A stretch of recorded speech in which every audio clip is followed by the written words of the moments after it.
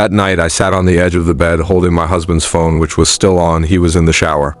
My hands weren't shaking. Quite the opposite, I felt very calm, because this wasn't the first time I'd seen those messages. This was the third year I'd been pretending not to know. And that night, I already had a plan. My name doesn't matter. But this story does, because perhaps some of you are going through the same thing and wondering, why would someone choose to stay silent even though they know? I'll tell you everything from the beginning. I got married when I was 26 years old. My husband, let's call him Ryan, was, in my eyes, the perfect man back then. He was caring, funny, and always knew how to make me feel special. The first 2 years of our marriage felt like a fairy tale. We built a small business together, saved up to buy a house, and dreamed about having children. I worked as an administrative assistant at a private company, while Ryan managed the motorcycle repair shop we had started together. Life seemed to be going exactly as we had planned. I was happy, or at least I believed I was. Everything changed at the beginning of our third year of marriage. Ryan suddenly started working late almost every night. The phone he used to leave unlocked on the table was now always locked and never left his side. He even took it with him to the bathroom. At first, I didn't suspect anything. I figured he was just exhausted or dealing with problems at the repair shop. Then one afternoon, I noticed a notification appear on the screen of his phone, which had been left on the dining table. It was a message from a woman, her name followed by a heart emoji. I didn't get angry right away. Instead, I stayed silent. I sat there, staring at the screen for what felt like forever, until the notification disappeared on its own. That night, I didn't ask Ryan a single question. I ate dinner as usual, smiled as usual, and went to bed beside him as if nothing had happened. Why did I stay quiet? Because I realized that the moment I confronted him, he would know that I knew. And when someone realizes they've been caught, the first thing they do is erase every trace of the truth. I couldn't let that happen. I wanted to know everything, how far it had gone, how long it had been happening, and how many people were involved. So I started watching. Without him knowing, I kept track of his patterns. The nights he had to work late, the sudden business trips, and the times his phone mysteriously disappeared from my reach. I wrote everything down in a small notebook that I hid in the one place. I knew he'd never think to look a box of sanitary pads in the bathroom cabinet. For the next 3 years, I collected evidence. Screenshots I secretly took while he was asleep. Hotel receipts I found tucked inside his work jacket.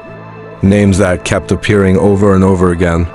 Eventually, I realized it wasn't just one woman. It was 3 different women over those 3 years. But the affair itself wasn't what hurt the most. What hurt the most was how effortlessly he could lie while looking straight into my eyes.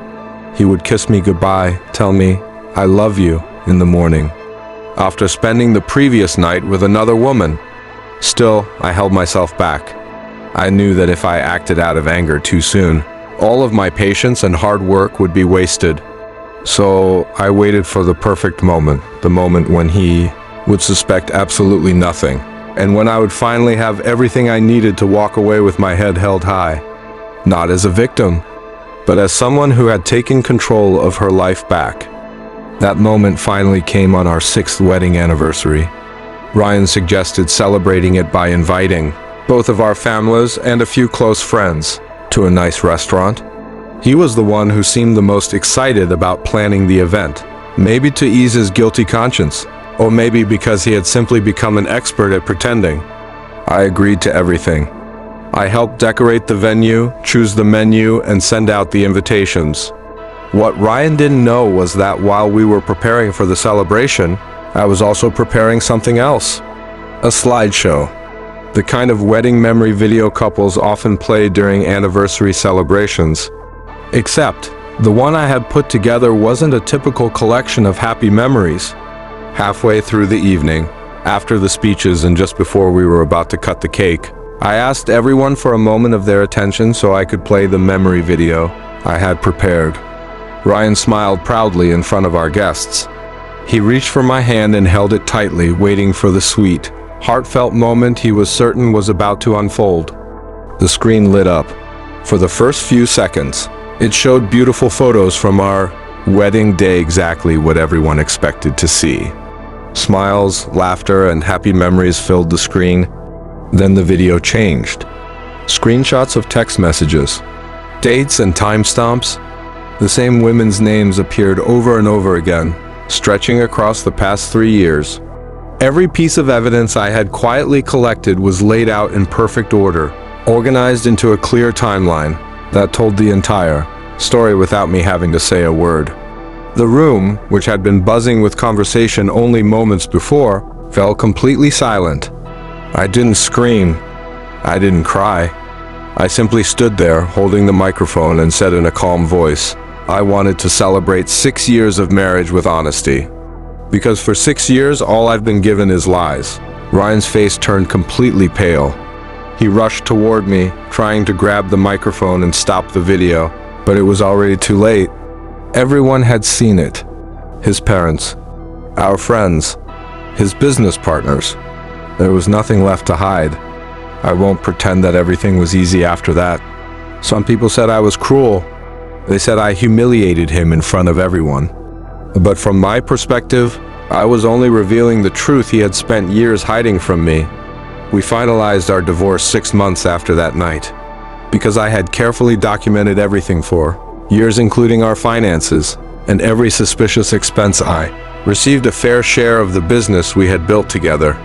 Now, 2 years after the divorce, I own a business that's far more successful than the one Ryan and I once built together.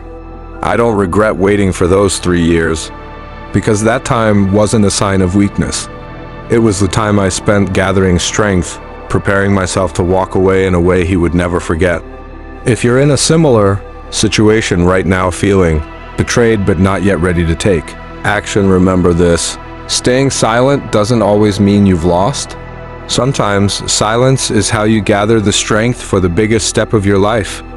If you enjoyed this story, let me know in the comments. What would you have done if you were in my shoes? If this story kept you hooked, don't forget to like this video and subscribe to the channel. I'll be back next week with another unbelievable story you won't want to miss. Thanks for watching, and I'll see you in the next video.